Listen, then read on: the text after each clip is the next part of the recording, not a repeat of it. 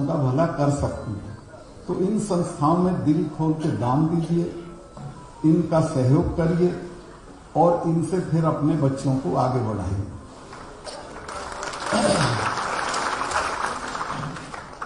ये जो कवि महाराज हैं, इन्होंने वो एक उनका साधु का जिक्र किया जिन्होंने महारानी लक्ष्मीबाई को अपनी झोंपड़े के साथ जला दिया था, पर इन्होंने ये नहीं बताया कि वो साधु मेरे जिले के थे।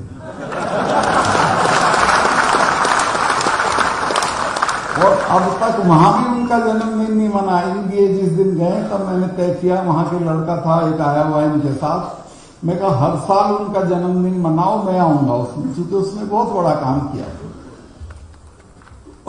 दूसरा, मैं जो आजकल इशू है किसानों वाला, उस पर तो बोलूंगा तो कंट्रोवर्सी हो जाएगी। ये अखबार वाले ऐसा कर देते हैं कि मैं 2 हफ्ते तक ये इंतजार करता हूं कि दिल्ली से कोई टेलीफोन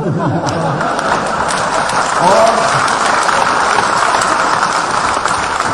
हालांकि गवर्नर को हटाया नहीं जा सकता, फिर भी जो मेरे शुभ चिंतक हैं वो इस तलाश में रहते हैं कि ये कुछ बोले और ये हटे।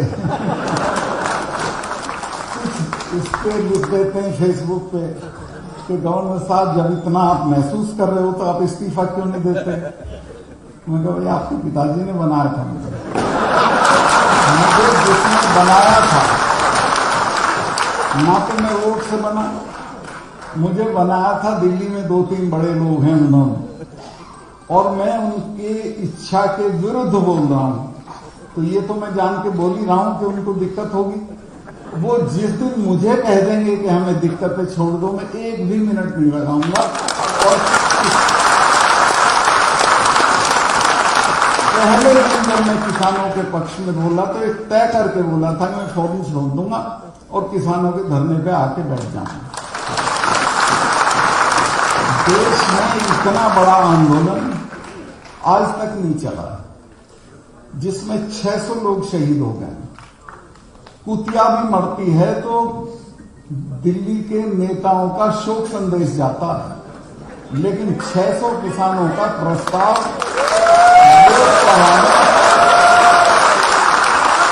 पास नहीं हुआ। और मैं इससे इतना, मेरे से पूछा वहां डीडवाना में कि साहब आपको ऐसा क्या हो गया था जो आपको बोलना पड़ा। मैं कहा मैं इस बात से बहुत आहत हूं कि 600 लोग, अभी कहीं एक्सीडेंट हुआ, आग लगी कल उसमें महाराष्ट्र में, 5-7 लोग मरे उसमें, लेकिन दिल्ली से प्रस्ताव आ गया उनके पक्ष में। हमारे 600 लोग मरे, उस पर कोई नहीं बोला। संसद में कोई हमारे वर्गों के लोग जहां हैं वो भी खड़े नहीं हुए प्रस्ताव पास करवाने के लिए। तो ये कोई अच्छी स्थिति नहीं है और इसमें मैं काफी आहत था, गुस्से में था। मैं तो प्रधानमंत्री जी से मिलने गया तो मैंने उनको कहा कि आप गलतफहमी में हैं, ना तो इन सिखों को हराया जा सकता है। इनके गुरु के 4 बच्चे उसकी मौजूदगी में खत्म हो गए थे, लेकिन उसने सरेंडर नहीं किया और ना इन जाटों को हराया जा सकता है।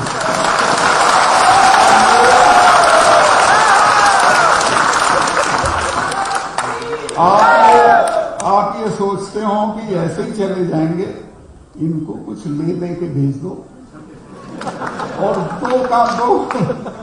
दो काम मत करना। एक तो इन पे बल प्रयोग मत करना, दूसरे इनको खाली हाथ मत भेजना, चूंकि भूलते भी नहीं है। 300 साल तक नहीं भूलते हैं। मिसेस गांधी ने जब अकाल तख्त तोड़ा तो उसके बाद उसने अपने फार्म हाउस पे महामृत्युंजय का यज्ञ करवाया। मुझे अरुण नेहरू मेरे अच्छे दोस्त थे, उन्होंने बताया कि सत्ताल भाई, मैंने कहा कि फूफी तुम तो ये मानती नहीं थी, ये क्यों कर रही हो?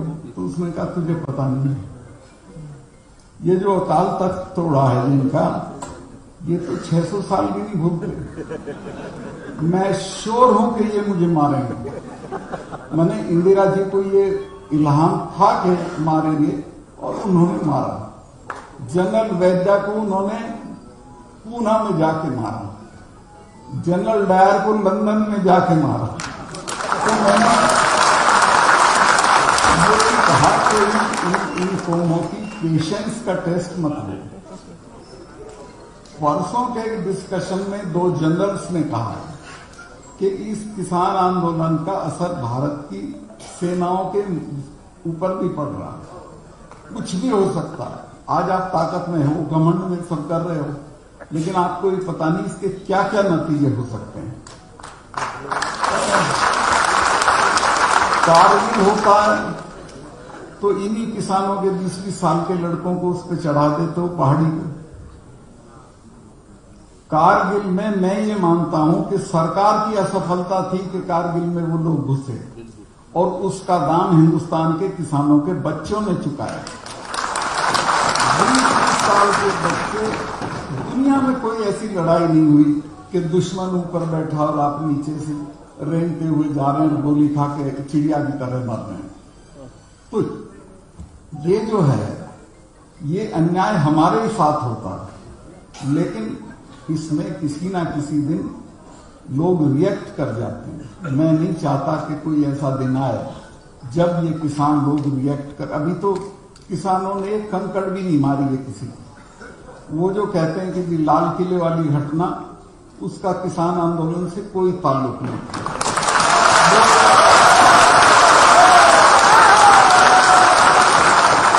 और मैं किसान आंदोलन का नेता होता तो मैं उसे भी जस्टिफाई करता।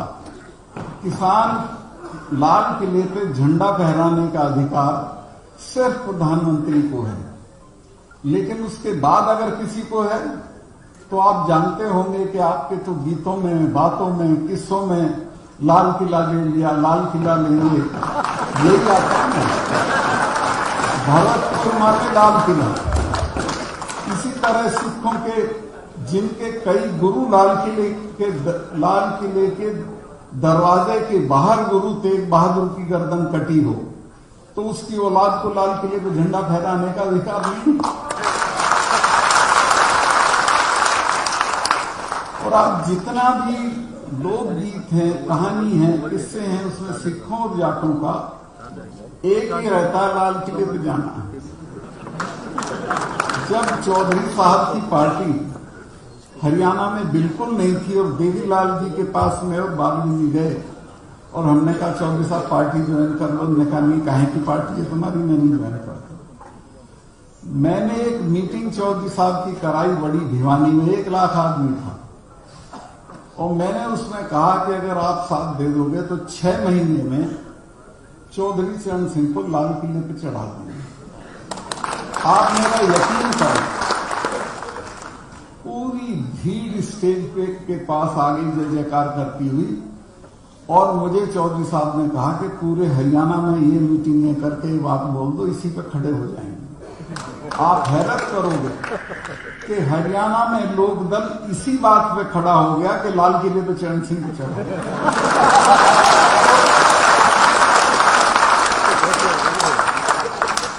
हमारा तो वो सपना रहा शुरू से और हमारे इमेजिनेशन का हिस्सा रहा है, हमारे इतिहास का हिस्सा रहा। इसी तरह सिखों के इतिहास का हिस्सा रहा। प्रधानमंत्री के अलावा अगर किसी को अधिकार है उस पर झंडा फहराने का तो वो हमें है।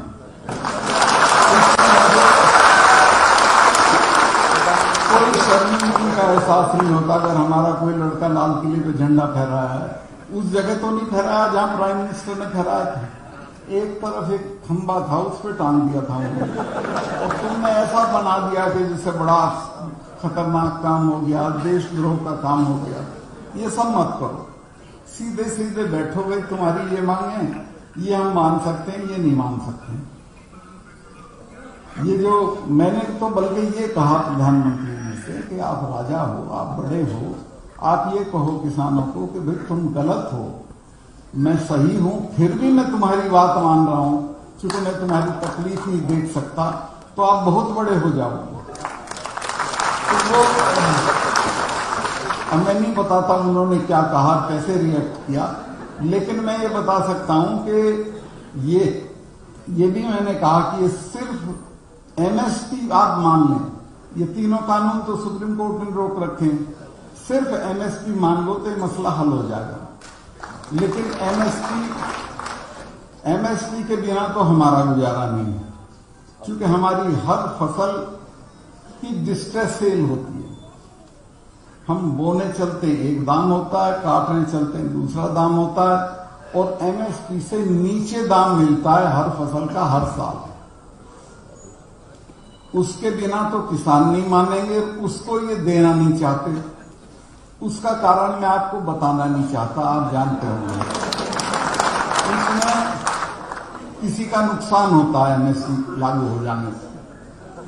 जिन्हें एमएसपी से किसानों की जो डिस्ट्रेस सेल है वो चाहिए, और किसानों को कम दाम पे उनका माल खरीद के फिर बड़े दाम पे बेचने के लिए जो बैठ गए बाजार में।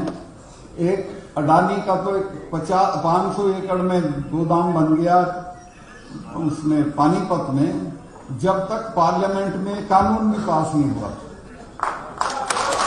तो आप ये बताओ उसको क्या फायदा होगा अगर एमएसपी हट गई। पर मैं आपको लिख के दे रहा हूं कि सरकार और नौ सरकार एमएसपी रहेगी, एमएसपी कानून बनेगी और एमएसपी को कानूनी जामा पहनाया जाएगा। आज ये स्थिति है कि हरियाणा के किसी गांव में चीफ मिनिस्टर हेलीकॉप्टर नहीं उतार सकता, पश्चिमी यूपी के किसी गांव में हमारा मिनिस्टर नहीं जा सकता, रिश्तेदारी में भी नहीं जा सकता, जम्मू में भी नहीं जा सकता। तो मुझे बताओ कि फिर दिल्ली में राज करने का आपका क्या फायदा है? जीत करके बैठ गए हो आप।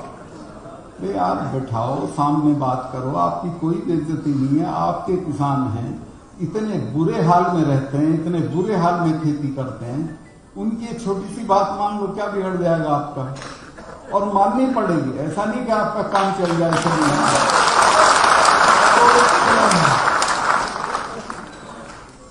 मैं बहुत लंबा हो गया और इस सब्जेक्ट पे मुझे बोलना नहीं चाहिए।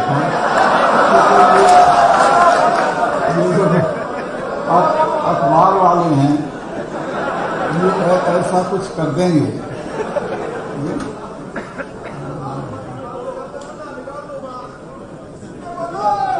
एक मैं ये कहना चाह रहा हूं कि एजुकेशन का देश में ये हाल है। मैं मिनिस्टर रहा हूं पार्लियामेंट्री अफेयर्स का। एक आपके यहाँ के मिनिस्टर थे जो गवर्नर हो गए, मेरे अच्छे दोस्त हैं, जगदीप जी। वो मेरे नीचे डिप्टी मिनिस्टर थे। मैं वीपी सिंह का स्टेट मिनिस्टर था और वो डिप्टी मिनिस्टर थे। तो वो मेरे पास एक दिन आए कि अरे मेरा महकमा बदलवा दो। मैं कहा क्यों? कहने लगे मैं जाता हूं तो चौधरी लोग कहते हैं जी क्या महकमा है ये? पार्लियामेंट्री अफेयर्स था वो। मैंने कहा मेरे लोगों की तो समझ में नहीं आता क्या है। तो मैंने कहा जनवरी में गारंटीड बदलवा दूंगा, और सरकारी चली गई नवंबर में।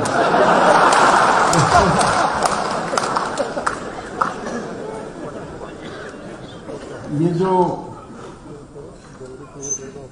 पार्लियामेंट्री अफेयर्स मिनिस्टर होकर मैंने देखा कि देश की संसद में पिछले 70 साल तो नहीं हुए, संसद को तो कम ही साल हुए, एक बार भी शिक्षा पे बहस नहीं हुई। बजट पास होता है तो बहुत महकमों पे बहस होकर तब पास होता है, लेकिन शिक्षा का बजट बाकी जो 6, 7, 8 महकमे रह जाते हैं उनके साथ क्लब करके इकट्ठा करके और बिना बहस के पास कर दिया जाता है, जिसे गिलोटिन करना यानी फांसी देना कहते हैं। तो शिक्षा के बजट को पिछले जब से संसद है तब से आज तक गिलोटिन किया गया, कभी उस पर बहस नहीं हुई। और आज तक 6% बजट के टोटल का 6% से ज्यादा उस पर खर्चा नहीं हुआ। और नतीजा ये है कि पूरी दुनिया में इंग्लैंड की एक यूनिवर्सिटी है जिससे 170, 160, 100, 110 इतने नोबेल प्राइज विनर है। अमेरिका की 7-8 यूनिवर्सिटी हैं और हिंदुस्तान में कितने नोबेल प्राइज विनर हैं? 11 हैं, जिनमें 6 विदेश में है। एक मदर टेरेसा है, एक रविंद्रनाथ टैगोर है। तो शिक्षा के बूते पे 5 आदमी भी हमने ऐसे पैदा नहीं किए जिनको नोबेल प्राइज मिल सकता, क्योंकि हमारी शिक्षा की वो क्वालिटी नहीं है। हमारी शिक्षा की क्वालिटी कैसे हो, हम तो 6% से ज्यादा खर्चा ही नहीं करते हैं। और एक मैंने वो जिक्र किया आपको कि वो यहाँ क्या 14 तल्ले का मकान रखेंगे, एक उसके क्या बोलते हैं, एक मंजिल पे कुत्ते रहेंगे, एक पे चाबियां रहेंगी, एक पे ड्राइवर रहेंगे, लेकिन शिक्षा के लिए एक धेले की चैरिटी नहीं करेंगे। दुनिया के बड़े लोग, लॉर्ड गिल्डॉफ है, बहुत बड़ा म्यूजिशियन है इंग्लैंड का, अपनी सारी आमदनी दे देता है एजुकेशन के लिए, अपने नहीं, अफ्रीका के गरीब बच्चों की एजुकेशन के लिए। और जहां जहां दुनिया के राज्याध्यक्षों की मीटिंग होती है, वहां जाकर उनसे कहता है 2 पैसा मांगता है। ऐसे ही लेवी है, लीवी करके है, ये दोनों संगीतज्ञ हैं। ये जो आपका माइक्रोसॉफ्ट वाला है, इसने अपनी पूरी दौलत का करीब 90-95% दान में दे रखा है शिक्षा के लिए। लेकिन हमारे यहाँ जो ये पैसे वाले हैं, लड़की की शादी में चेक से 300 करोड़ रुपया खर्चा हुआ है, और बिना चेक कितना हुआ होगा आप अंदाजा लगा लो। ये करेगा, लेकिन 1 पैसा सिपाहियों को या हमारे इनको शिक्षा वालों को, हमारी संस्थाओं को दान नहीं देगा यहाँ पर। तो मैं ये कहता हूं कि भाई इनको तुम क्यों सेठ मानते हो, इनको तुम क्यों बड़ा मानते हो, तो सड़े हुए आलू की बोरी है, ये तो इनका सम्मान ही मत करो समाज में। समाज में उसका सम्मान करो जो अपने हिस्से का दूसरे के लिए दे। जो यहां दान देता है, नाम दिलवाता है, उसका सम्मान करो। अपने घर कोई लिए बैठा, हमसे क्या मतलब है। तो कुल मिला के मैं बहुत लंबा बोल गया, इतना मुझे बोलना नहीं चाहिए था। और ये अखबार वाले अब इसको 1 हफ्ते का मामला बना देंगे, पता नहीं क्या लगता है। और मैं जब भी यहाँ आता हूँ या बोलने भी चलता हूँ, मेरे सब वेल विशर ये कहते हैं जी थोड़ा संभल के, थोड़ा देख के, क्या हो जाएगा भाई। मैं अपनी माँ के पेट से गवर्नर पैदा नहीं हुआ,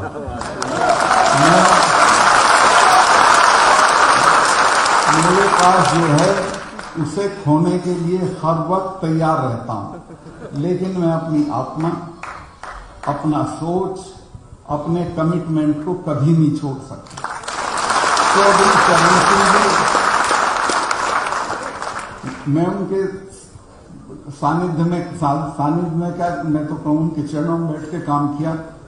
एक ही बात कहते थे, उनकी बहुत सारी बातें जो याद रखनी चाहिए, लेकिन वो ये कहते थे कि अपने वर्गों के सवाल पे कभी समझौता मत करो। अपने वर्गों के सवाल पे जो तुम्हारे पास हो उसे छोड़ने के लिए तैयार रहो, लेकिन समझौता मत करो। बहुत सी उनकी कोशिशें एक है, वो कहते हैं कि दिल्ली, एक किसान को एक निगाह अपने खेत पे और एक दिल्ली पर रखनी चाहिए। दिल्ली का रास्ता खेत से होके जाता है। तो बहुत बातें थी जिसमें ये खास थी कि अपने वर्गों के हितों पे कभी कोई समझौता मत करो। तो मेरा भी वही एटीट्यूड है कि मैं कुछ भी छोड़ सकता हूं, लेकिन मैं ये नहीं देख सकता कि किसानों के साथ जुल्म हो रहा हो, वो हराए जा रहे हैं, उन्हें घुराया जा रहा हो और हम अपना पद लिए बैठे रहे। तो इससे बड़ी लानत की कोई बात नहीं है। टिकैत का लड़का जिस रात रोया है, रोते कई हजार आदमी उसके घेर पे पहुंच गया। और अगले दिन वहां पंचायत थी। मैंने 11 बजे रात को किसी बड़े नेता को जगा के कहा कि मेरा हाथ जोड़ के निवेदन है कि इसको आज मत गिरफ्तार करो। वो मेरे से सहमत थे। उन्होंने कहा कि हाँ, कल की पंचायत में हिंसा हो जाएगी। मैं कहा हिंसा नहीं चाहते हो तुम? उन्होंने कहा तुम सॉर्ट आउट करो इसको। मैं कहा मैं कर दूंगा, मेरी एक शर्त है कि क्या कि इसको आज मत गिरफ्तार करो, कल कर लेना। आज ये जो रोया है इसका असर चला गया नीचे तक। सबसे पहले जींद जिले के लोग सड़क पे आए, तो ये पता नहीं कहां तक बात जाएगी। तो वो मैं उनका धन्यवाद करता हूं, 1 मिनट में मान गए। उन्होंने कहा मैं भी सब फोर्सेस को वापस बुलाता हूं, तुम उसको को मेरे से बात कर ले।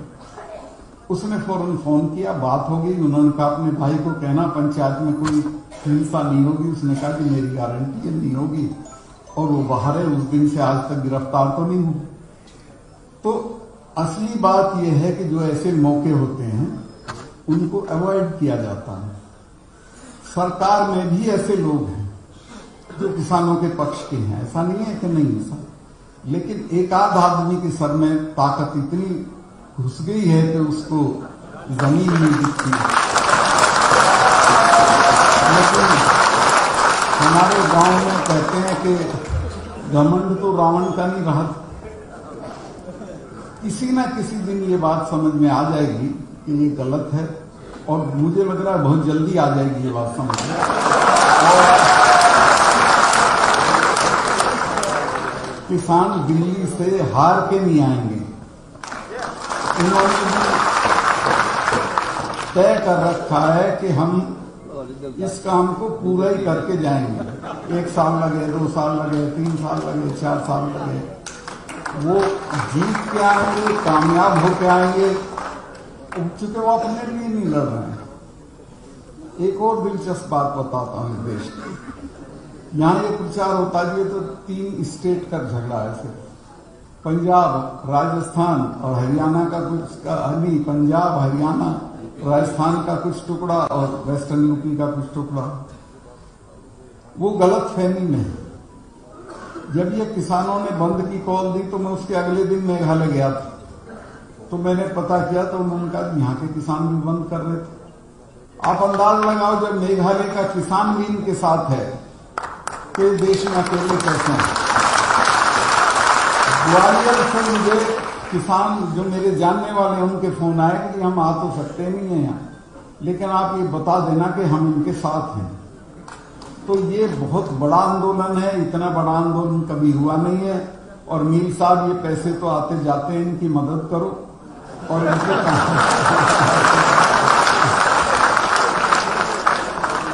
ये अगर नेक काम में लगेंगे तो उसके अच्छे नतीजे होंगे। आपकी औलाद का भी नाम होगा, आपका भी नाम होगा।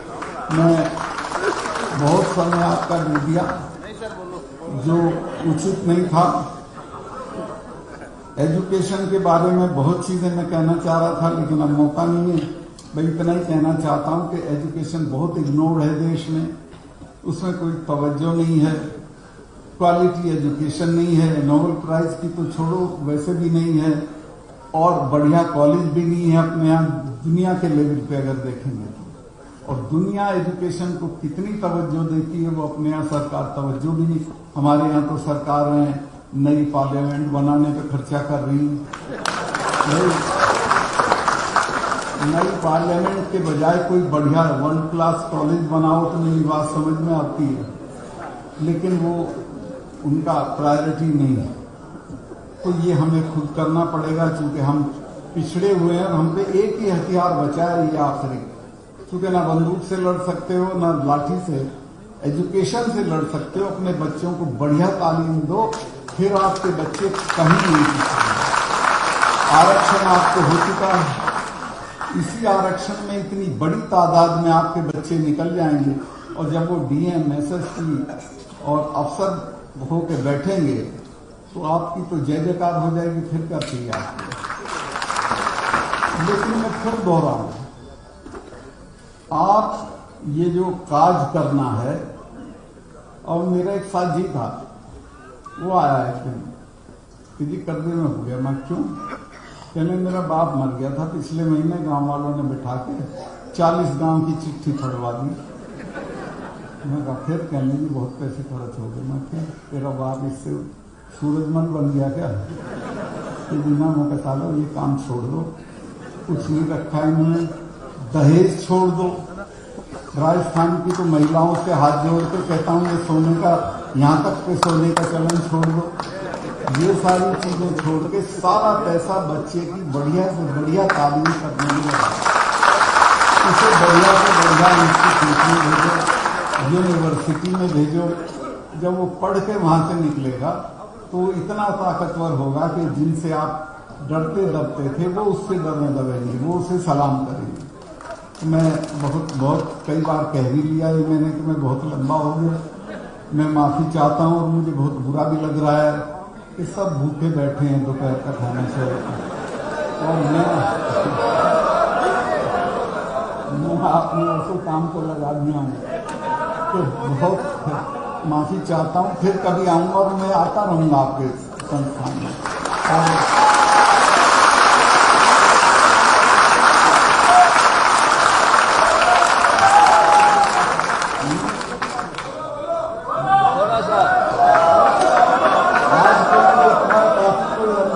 फिर आऊंगा, ठीक है। और अगली बार शायद मैं गवर्नर ना रहूं और फिर के बोलूंगा।